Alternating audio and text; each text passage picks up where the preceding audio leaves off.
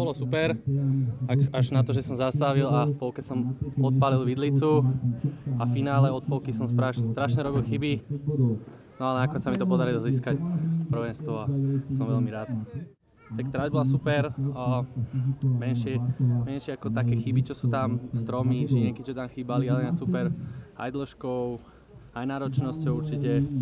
Hodí sa aj do toho slovenského pohára, hovorím, len menšie zmeny tam spraviť a ináč je to super.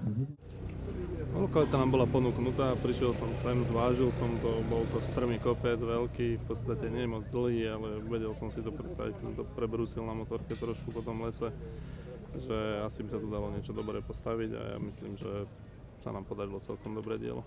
Mal takú trošku obavu, že či nebudú zranenia, lebo to bolo dosť rýchle a prášne a tým, že tá trať sa vyjazdievala, tak som mal takú malú dušičku, ale včerajší deň absolútne bez zranení. A dnes vlastne v podstate boli také 3 ľahšie zranenia, ktoré sú asi na každých pretekoch.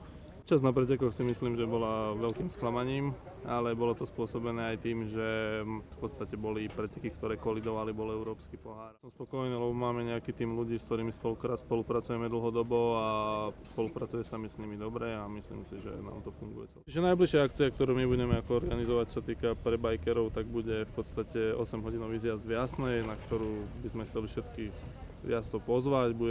Nebude to taký závod klasicky, ako ho poznáme, ale bude to závod tímový, závod družstiev a v podstate budú závodiť 2- a 4-členné družstva na zjazdovej trati v Jasnej, čo si myslím bude asi najťažší závod tohto druhu vôbec organizovaný niekde, lebo keď sa robia tie masové zjazdy, tak sa robia na podstatne ľahších tratiach, ako je zjazdová trať v Jasnej.